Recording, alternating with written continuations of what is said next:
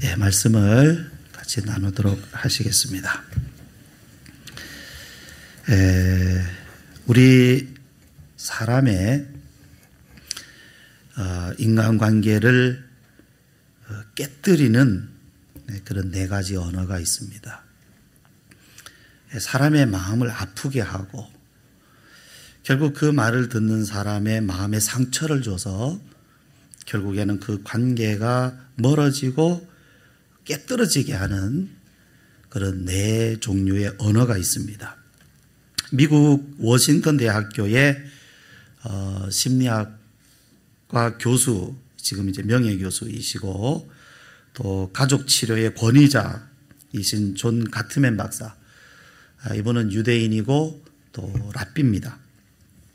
그런데 이분이 이제 연구한 또 관찰한 것에 의하면 바로 사람의 그 사람 사이의 관계를 깨뜨리고 상처를 주는 아주 치명적인 그런 언어가 네 가지가 있는 것을 발견한다. 만약에 이것이 가정에서 있다면 가정이 깨지고, 한 사회에 있으면 사회가 깨지고, 공동체에 있으면 공동체가 깨뜨려지는 그런 언어라는 것입니다. 첫 번째는 비난하는 말입니다. 비난하는 말. 주로 이런 이제 그죠. 왜 그 일을 그렇게 했느냐? 왜 그렇게밖에 너는 할 수 없느냐? 왜 이제 이러죠. 그따위로 일을 하느냐 이런 거죠. 왜 일을 그따위로 했느냐? 또 너한테 누가 그렇게 하라고 하더냐? 이제 이렇게 하면서 그 사람의 어떤 행위 또 어떤 일 이런 것을 비난하는 것입니다. 비난하는 거예요. 너 왜 그것밖에 안 되냐? 너 그렇게밖에 못 하느냐? 하는 이제 그런 말입니다. 그 다음에 두 번째는 경멸하는 말입니다. 경멸하는 말. 사람이 그것밖에 되먹지 못해서 이런 말들이 있죠. 너는 하는 일이 맨날 그래. 어떤 실수를 하면 실수했군요. 뭐 그냥 그 자체만을 이야기하는 것에는 언어의 문제가 없는 거예요. 실수한 걸 그러는 걸 그거는 문제가 되지 않아요. 그런데 그 실수한 사람을 비난하고 경멸하는 거죠. 너는 하는 일이 맨날 그래. 너는 사람이 그 모양이야.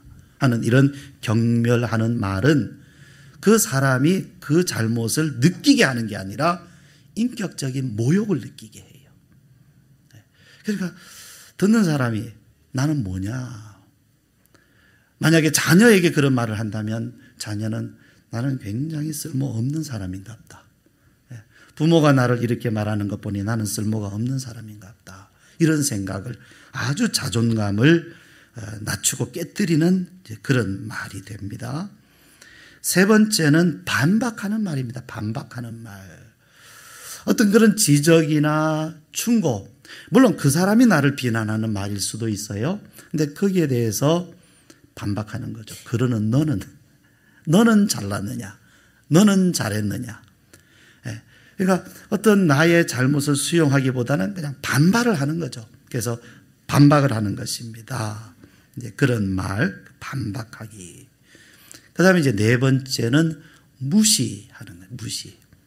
무슨 말을 해도 대꾸를 안 하죠. 반응하지 않습니다. 들었는지 안 들었는지 그냥 반응이 없는 거예요. 무반응. 반응하지 않는 것.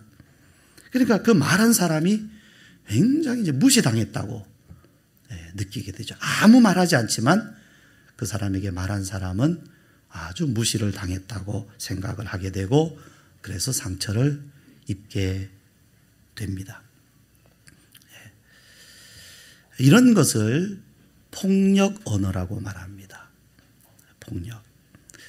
이 폭력이라고 하는 것은 주먹질만 있는 게 아니에요. 때로는 주먹질보다 말로 인한 상처가 사람의 마음에는 더 큰 상처를 남기게 됩니다.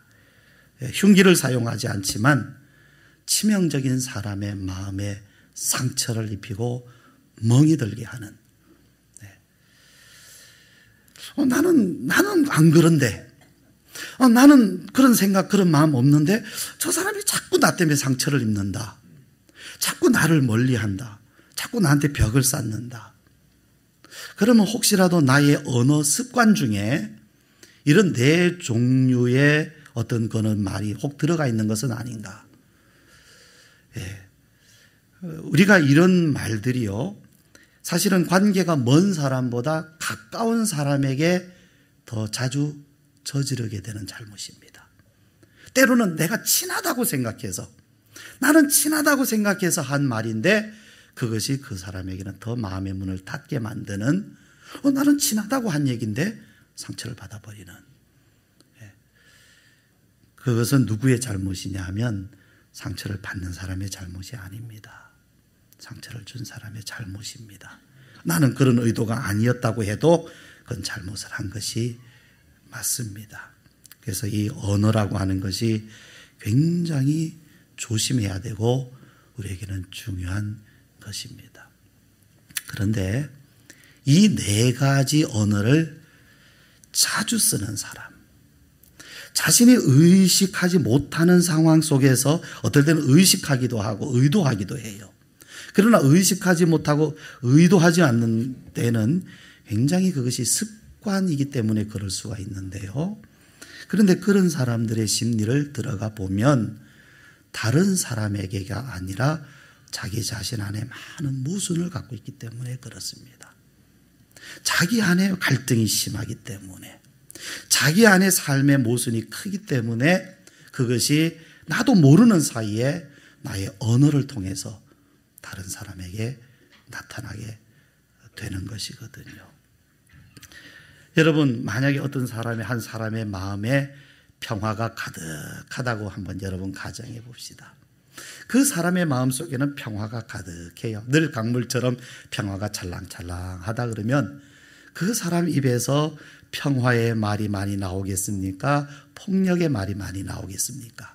비난의 말이 많이 나오겠습니까? 위로와 배려하는 말이 많이 나오겠습니까? 당연히 그 사람 마음이 평화로운 사람의 마음 속에서는 평화가 나옵니다. 그러나 마음속에 온갖 아픔과 모순이 가득해 있는 사람은 어쩔 수가 없어요. 내 안에 모순이 있기 때문에 그 모순이 다른 사람에게 투사될 수밖에 없습니다.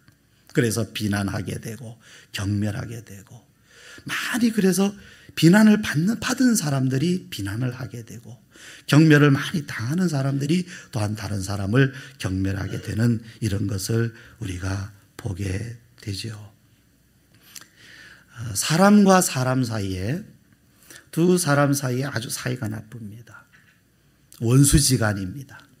그럼 두 사람 사이에 어떤 말 많이 나오겠습니까? 좋은 말 나올 리가 없지요. 안 좋은 말 나오게 됩니다. 왜? 마음이 불편하니까 나쁜 말 나옵니다. 자, 그렇다고 하면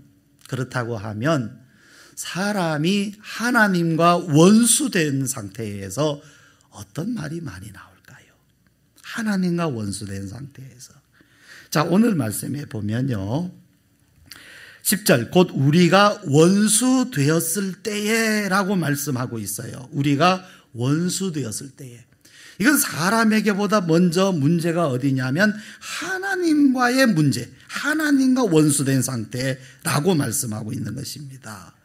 하나님과 원수된 상태, 즉 하나님과의 관계가 서로 등을 돌리고 있는 상태. 하나님과의 관계가 서로 등을 돌리고 있어요. 하나님이 우리에게서 등을 돌리실 리는 없겠죠. 우리 사람이 하나님에게서 등을 돌리면 바로 그것이 원수된 상태입니다. 그럼 하나님과의 관계가 끊어져 있어요. 하나님과 교류가 이루어지질 않습니다. 하나님과 교류가 이루어지지 않아요. 가끔 사람 중에서도요, 나는 사람보다 개가 좋아하는 사람들이 들어있어요. 저는 직접 그런 사람 봤어요. 사람과의 인간관계 속에서 이제 그분의 말은 너무 상처를 많이 받았다는 거예요. 그래서 자기는 아주 그냥 사람이 싫대. 그냥 차라리 개가 낫대요. 왜냐하면 개는 사람을 배신하지 않거든요. 개는 사람에게 상처 주지 않거든요.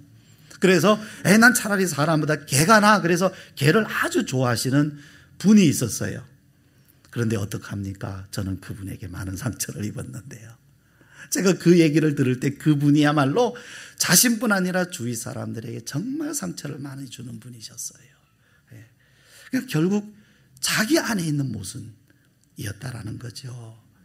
그런데 이러한 것이 하나님과의 관계 속에서 깨어진 관계, 하나님과 교류가 이루어지지 않고, 그러니까 하나님에 대해서 무관심하고 하나님의 말씀을 들어도 무시하고, 그리고 오히려 하나님에 대해서 공격적인 성향. 하나님이 왜 그러느냐? 자, 네팔에 지진이 났다 그러면 정말 우리 사람, 네팔에서 얼마 전에 바로 지진에 대한 연구가 있었대요. 과연 여기서 지진을 하면 우리가 어떻게 할 것이냐라고 연구가 있었답니다. 물론 지진이 언제 일어날지는 몰라서 대비하지는 못했습니다만은, 우리 아까도 말씀을 드린 것처럼 이러한 것이 이 땅에, 이 세상에 죄가 들어오고 고통이 들어온 건 우리의 죄 때문이에요. 그런데 사람들은 하나님이 왜 지진을 일으켰느냐 이거죠. 왜 하나님이 지진을 일으키고 재앙을 일으켜서 우리로 하여금 이런 고통을 당하게 하느냐고 하나님을 원망하고 사람의 책임을 생각하지 않는 그런 사람들. 하나님을 원망하고 하나님을 비난하고, 또 하나님이 어디 있어? 하나님이 어디 있으면 당장 내 눈앞에 보여봐 하는 이런 경멸하는 사람, 하나님과 원수돼 있는 사람이죠. 누군가 하나님을 경멸하거나 대적하는 말을 쓴다면 그는 틀림없이 하나님과 원수되어 있는 상태입니다. 하나님의 말씀을 무시하고 듣지 아니하는 사람이라면 그의 심령은 틀림없이 하나님과 원수되어 있는 상태입니다. 사람이 하나님과 원수되어 있을 때 어떤 현상들이 나타날까요? 자, 첫째는 당연히 하나님의 사랑을 알 수가 없습니다. 여러분, 하나님은요, 하나님의 사랑에 순종하는 사람, 하나님의 사랑을 알고자 하는 사람들에게, 하나님의 사랑을 믿는 사람들에게 그 사랑을 부어주세요. 그래서 믿는 사람에게 성령을 주시고 성령으로 말미암아 하나님의 사랑을 부어주신다. 우리 5절에서 읽었던 말씀이죠. 소망이 우리를 부끄럽게 하지 아니함은 우리에게 주신 성령으로 말미암아 하나님의 사랑이 우리 마음에 부은바됨이니. 사랑은요, 설명하기 정말 어려운 겁니다. 여러분, 사랑을 설명하려고 그러면요, 그 설명 자체가 굉장히 따분해요. 사랑을 어떻게 설명합니까? 그러나 사랑은 부어지는 것입니다. 이건 말로 설명되는 것이 아니라 사랑은 부어져야 알 수 있는 것이고, 사랑은 부어지는 겁니다. 하나님은 우리에게 사랑을 주시되 설명을 해서 너 이런 사랑이니까 사랑이야 라고 말씀하지 않아요. 우리 마음에 부어주시는 사랑입니다. 근데 여기에 이 말씀을 읽어보면 이 하나님의 사랑이 부어지었다라는 거죠. 부어진 사람이 있습니다. 하나님의 사랑이 부어지는 사람이 있어요. 하나님의 사랑이 부어지는 사람이 있는가 하면 그 사랑을 전혀 알지 못하는 사람이 있습니다. 누굽니까? 하나님과 원수되어 있는 사람. 이 사람은 하나님의 사랑을 알 수가 없어요. 도대체 하나님이 사람 사랑하신다는 게 뭐냐? 그 사랑이 도대체 뭐냐? 나를 좀 설득시켜봐라. 하나님의 사랑이 뭐냐라는 질문을 하지만 그 사랑에 대한 답을 얻지는 못합니다. 두 번째는 그는 영생을 얻지 못합니다. 하나님을 부인하면, 하나님과 대적하면 영생을 주시는 분이 하나님이신데 그 영생을 얻을 수 있는 통로 자체가 없어요. 하나님은 우리 마음에 믿음을 주시고 그 믿음을 통하여 영생을 주시는데, 문제는 하나님을 믿지 아니하고 원수되어 있는 상태에는 그 영생을 받아들일 수 있는 통로가 없는 것입니다. 이들은 말하죠. 영생을 알지 못하니까 뭐라 그럽니까? 영생이 어딨냐? 사람에게 영생이 어딨냐? 자기가 모른다고 해서 없다고 생각하면 굉장히 어리석은 말이죠. 내 눈에 보이지 않는다고 해서 없다고 생각한다면 그건 어리석은 사람 아닙니까? 마치 한 3살, 4살 어린아이가 숨바꼭질할 때 자기 몸은 숨기지 않고 딱 눈만 가려요. 그래, 나 찾아봐라. 자기가 안 보이면 다 안 보이는 줄 알아요. 그러나 다 보이죠. 다른 사람에겐 보입니다. 자기만 못 볼 뿐이죠. 근데 자기에게 안 보인다고 영생이 어디 있느냐, 하나님이 사람 사랑하신다는 그 사랑이 어디 있느냐라고 질문을 하죠. 그리고 뭐라 그럽니까? 에이, 그건 죽어봐야 알지. 아닙니다, 여러분. 성경 말씀에 보면 이 영생을 가진 사람들은 영생의 증거를 가지고 있어요. 죽어서 가진 것이 아닙니다. 영생의 증거를 가지고 살았어요. 한번 여러분 생각해 보세요. 내게 영생에 대한 증거가 없이 영생을 증거할 수 있습니까? 내게 영생에 대한 증거 없이 나가서 전도할 수 있습니까? 영생이 뭔지 나도 모르는데, 죽어봐야 아는데 어떻게 담대하게 전합니까? 예를 들어서 이걸 전하다가 내가 고난을 당하고 순교를 당할 입장에 처했다. 그러면 어떻게 되겠어요? 아이고, 이거 죽어봐야 하는데 내가 여기서 이렇게 죽어도 되나? 그러지 않겠습니까? 그러나 이미 이 증거가 있기 때문에 내가 이것을 전하다가 여기서 고난을 당하고 혹 죽임을 당한다 할지라도 나는 오히려 이 영생으로 인해서 기뻐할 수 있다, 기뻐합니다 하는 것이 바로 그 영생의 증거를 가진 사람들의 고백 아니겠습니까? 자, 세 번째는요, 하나님과의 관계가 끊어진, 즉 하나님과 원수된 사람은요, 자기 안에 왜곡된 자아상을 가져요. 아무도 나를 사랑하지 않는다. 왜 아무도 사랑하지 않습니까? 사랑하는 사람이 있는데 본인 스스로 그 관계가 다 본인 안에서 끊어져 있기 때문에 본인 자신에 대해서 왜곡된 자아상을 가져요. 아무도 나를 사랑하지 않는다. 다 사람은 나를 미워한다. 나는 정말 못났다. 나는 쓸모없다. 그러나 하나님은 우리에게 뭐라고 말씀하십니까? 아니, 무엇을 보여주셨습니까? 우리는 하나님께서 독생자 예수님을 희생하셔서 우리를 구원하시고 그 사랑을 보여주실 만큼 하나님의 눈앞에 우리는 지극히 존귀한 사람들입니다. 우리 할아버지 할머니들이 손자 손주들 등에 업고 품에 안고 뭐라 그럽니까? 금을 주고 너를 사랴, 은을 주고 너를 사라.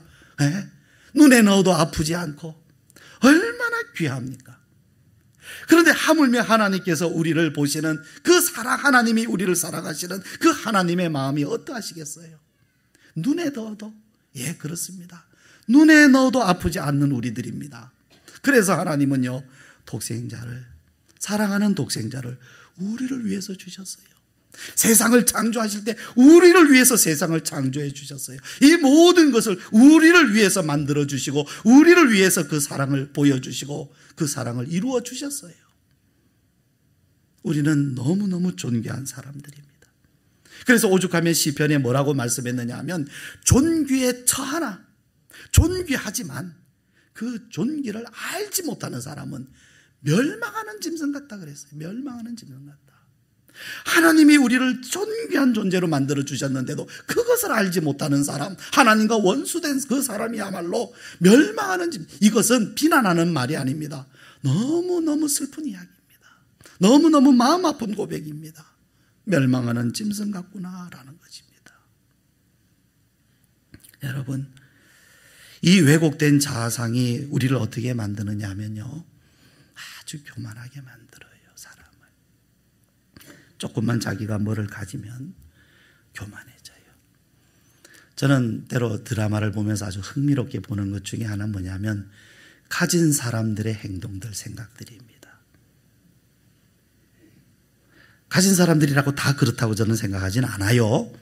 그러나 가진 사람들을 보면 사람을 내려다봅니다.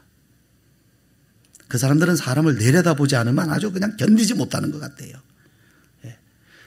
그래서 사실을 보면 뭐예요? 그냥 그 사람은 다른 사람보다 더 가졌다는 것이죠. 그런데 그것이 그 사람에게 영원한 것도 아니에요. 사실은 망할 수도 있는 것이고요. 망하지 않는다고 해도 언젠가 끝나는 날도 있는 겁니다. 그런데 그거 한번 잠시 가졌다고 해서 사람을 다 자기 아래로 보는 거예요. 뭐라 그러죠? 요즘 말로 갑질을 하는 거예요. 갑질을. 가졌다고, 나는 있다고. 사람 위에 군림 하려고 하지요. 그게 왜곡됐기 때문에 그래요. 건강한, 건전한 자아상을 가진 사람들은요, 수평적인 관계로 나아갑니다. 어떤 내가 위치했든지 사람을 다 수평적으로 봐요. 그 사람과 나를 동등한 인격으로 보는 것입니다. 그런데 왜곡된 자아상을 가진 사람들은 수직적인 이 관계로 늘 생각을 해요. 누가 위에 누가 아래. 그래서 이 서열을 정하지 않으면 견디지 못해요. 남자가 위에다 뭐 여자가 아래다 뭐 이런 서열을 자꾸 정하려고 그러죠. 내가 선배인데 하는 이런 거. 선배는 선배지만은 결국 똑같은 인격 아닙니까? 부모라 그래도 자녀들과 똑같은 인격을 가지고 있는 것입니다. 또 반대가 있죠. 우월감을 가지지 않으면 열등감을 가져요. 그래서 굉장히 열등감에 또 사로잡힙니다. 나는 아무것도 안 돼. 할 수 없어. 이런 열등감. 역시 마찬가지예요. 할 수 있어요. 할 수 있는 것도 많아요. 그런데 할 수 없는 무능력이 문제가 아니라 무능력하다고 생각하는 열등감이 문제가 됩니다.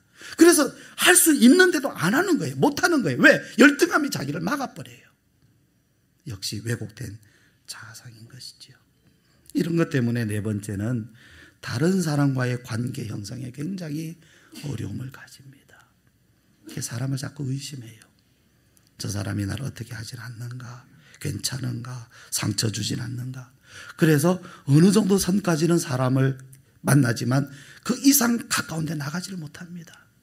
두려워서 또는 의심해서 상처받을까 봐. 저 사람은 나를 어떻게 생각할까? 이런 늘 인간관계 속에서 장벽이 있어요.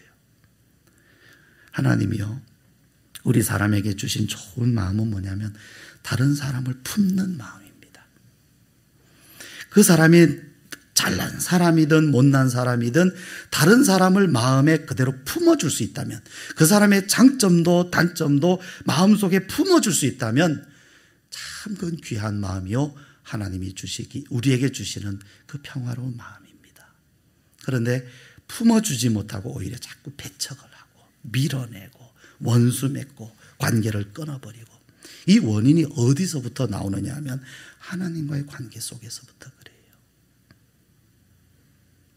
성경이 말씀합니다.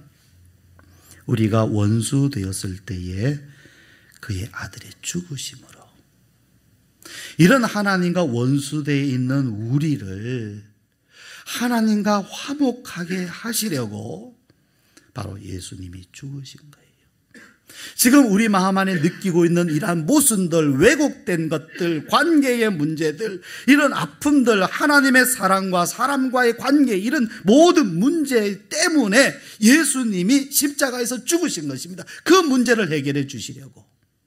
그럼 어떻게 해결해 주십니까? 나를 위하여 바로 죽으신 예수님을 우리 마음에 영접할 때, 바로 이러한 하나님과 원수된 나를 위하여, 원수된 상태에서 주님이 죽으셨어요.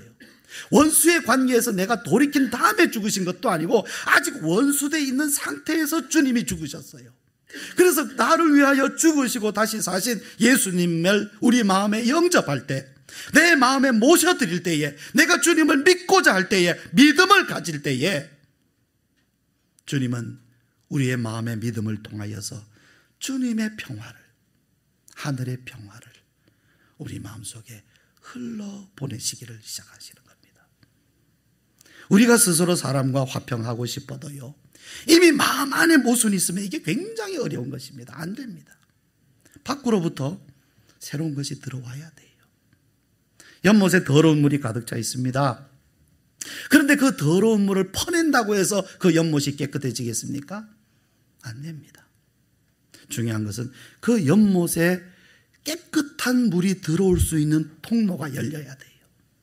새로운 물, 깨끗한 물이 들어올 수 있는 통로가 열려야 더러운 물이 나갈 수가 있는 것입니다. 그런데 깨끗한 물이 들어올 수 있는 통로가 확보되지 않은 상태에서 더러운 물을 퍼내기만 한다고요? 퍼낸 더러운 물이 다시 들어옵니다. 사람의 노력으로 되는 게 아닙니다. 먼저는 주님으로부터, 화평의 주님, 거룩하신 주님, 사랑의 주님, 선하신 주님으로부터 이 새로운 물이 우리 마음에 흘러 들어올 수 있도록 우리는 평화의 주님을 우리 마음속에 영접해야 합니다. 사람이 하나님과 화목해 되는 것이 하나님의 뜻입니다. 예수님을 우리에게 화목제물로 주셨습니다. 하나님이 원하시는 것은 화목입니다. 하나님과의 화목이고, 하나님과의 화목은 반드시 사람과의 화목을 가져오게 됩니다. 그래서 내가 하나님과 어떤 화목한 관계인가를 알려면 우리는 이 영적인 걸 잘 모르죠. 그래서 뭔가 내가 이것을 측정해 볼 수 있는 그게 필요해요. 그게 뭐냐면 사람과의 관계입니다. 하나님과의 관계는 사람과의 관계로 나타나 있습니다. 어떤 사람이 하나님과의 관계는 굉장히 좋다 그러는데 사람과의 관계는 아주 나쁘다. 그러면 모순인 거예요. 그는 맞지 않습니다. 사람과의 관계를 통해서 우리는 하나님과의 관계를 내가 지금 하나님과 이런 관계에 있구나 하는 것을 우리는 볼 수 있게 됩니다. 근데 하나님이 원하시는 것은 바로 하나님과의 관계, 화목입니다.